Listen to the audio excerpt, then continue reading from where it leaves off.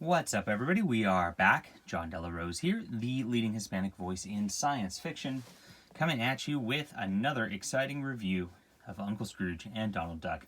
This marks the third of the 10 books in the Don Rosa collection that I've reviewed. And no, you did not misclick the title. This is Volume 2. I read Volume 1 first, then I read Volume 7, and now I'm reading Volume 2. So I did not read these in order. And that is because I was able to find Volume 1 and Volume 7 at a bookstore the first time, and I got those, and then I went back and kind of filled in the gaps in my collection to get more of these books. Why? Because they are awesome! Alright, very fun stuff. Very nice presentation from Fantagraphics Books. This is a nice hardcover. All the spines match on the whole series like this, just like this. And they have a series of Carl Barks's Uncle Scrooge and Donald Duck, which kind of looks like this. The books are a little bit shorter, but they kind of feel the same.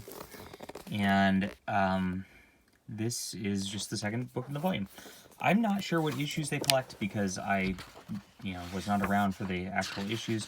I'd say, I think it does actually go through and give us covers in here. There we are, the Crocodile Collector, covered by Carl Barks from...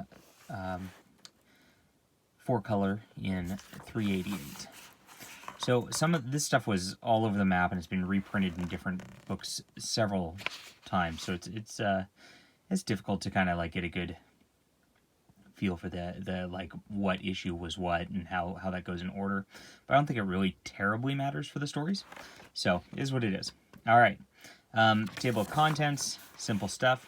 Each volume has a preface by Don Rosa himself, which is nice because you get to learn a little bit of his process here.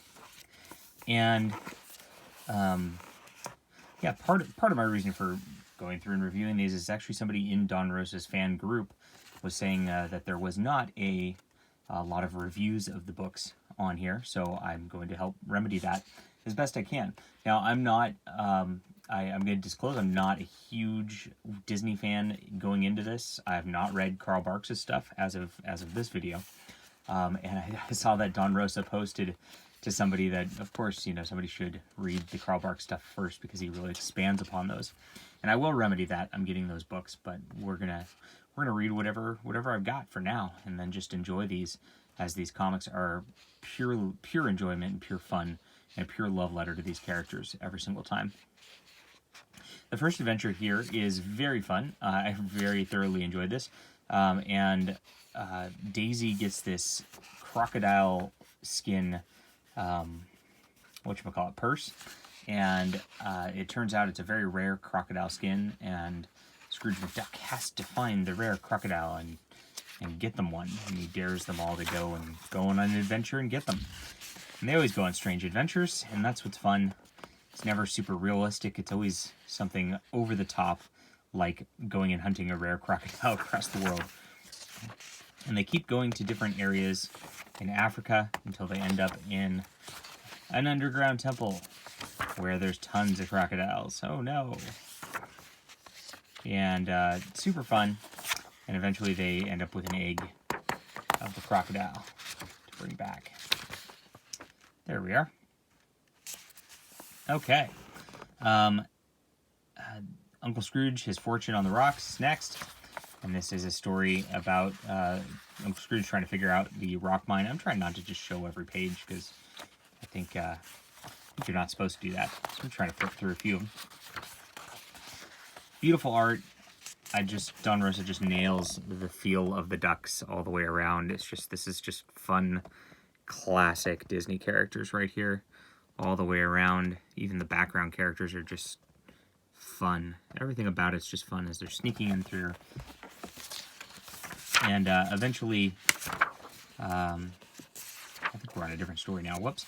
Yeah, so eventually in that story, he just determines that he's going to sell it for granite or gravel or whatever it is and just tear up that mountain. Always makes him a profit. Scrooge is pretty fun. But all he's about is profit. And then they do a return to plain awful here. And I mentioned Carl Barks at the beginning of this because this is a direct follow-up to a Carl Barks story in that there was a plain awful story, and then this is a follow-up to it. So they make reference to that they've been to this place before, and that's enough for the story. I think it works even if you haven't read it, because I haven't read it, and I enjoyed this thoroughly. And there's this like tribe that is so insular that they copy outsiders completely. And so they eventually want something from the ducks, and once they come back and actually show that they have it, well, they've been influenced again by somebody else, so now they don't want that anymore. So very cute, easy come, easy go type of story, which there's a lot of those in the duck verse to kind of reset things and get things going. This is a rather long story, but it was very good, enjoyable. And then The Curse of Nostradamus, which there's a future prediction sort of thing here with an amulet, and that is super fun there. And they eventually have to put it back. Easy come, easy go again, right? Similar vibe as the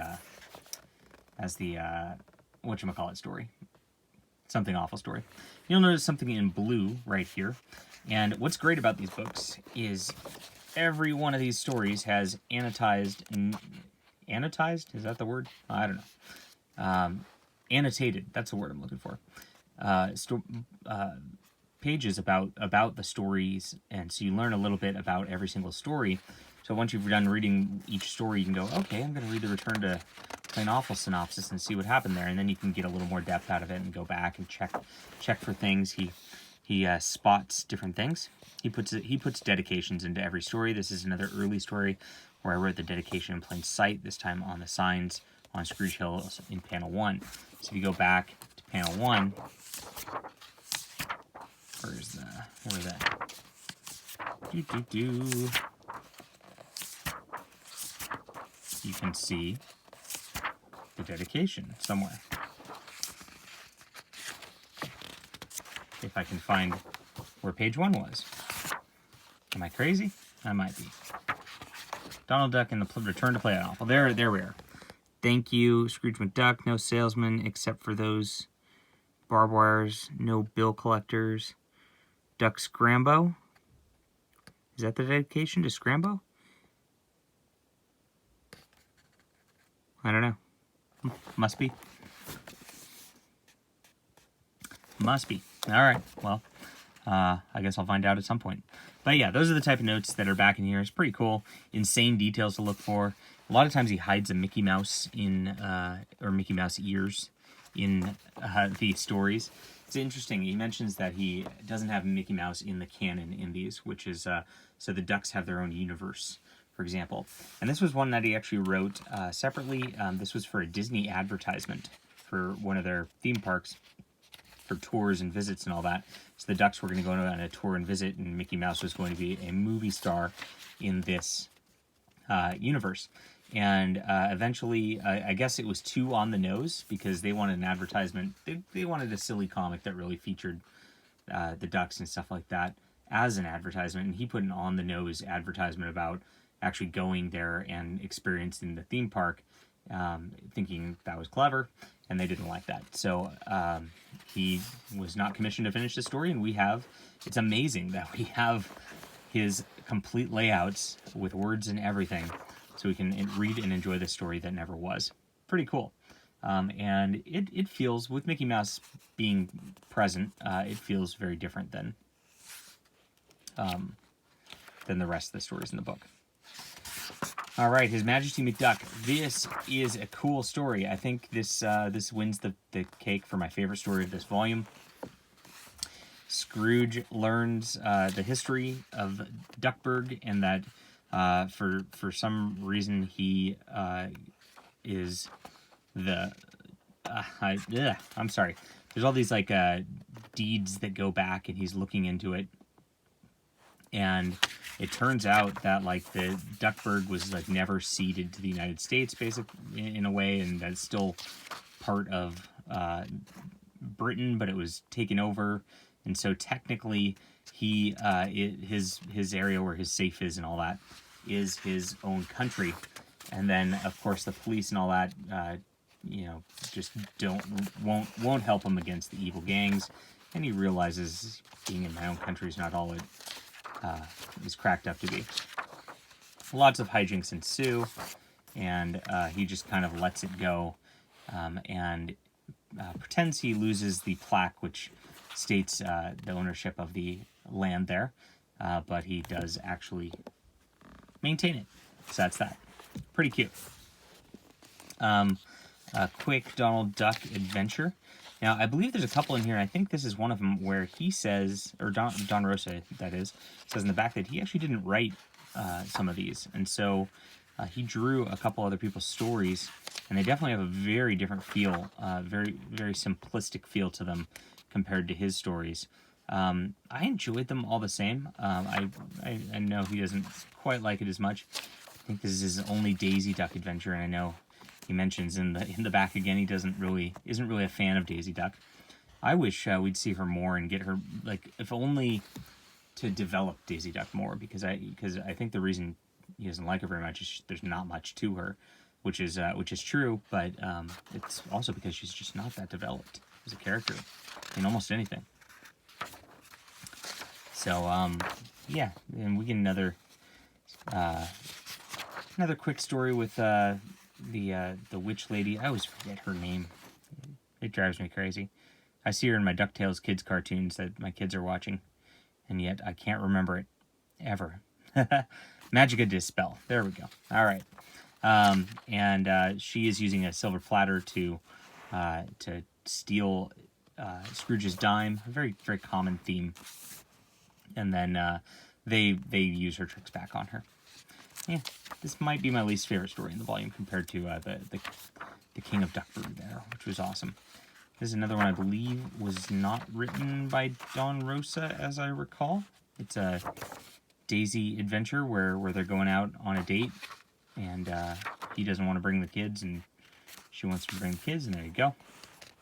And then he actually did one for DuckTales, and this is, he mentions his only contribution to DuckTales, which was the cartoon at the time, and it's a really short one right there, and you get our friendly pilot from DuckTales there.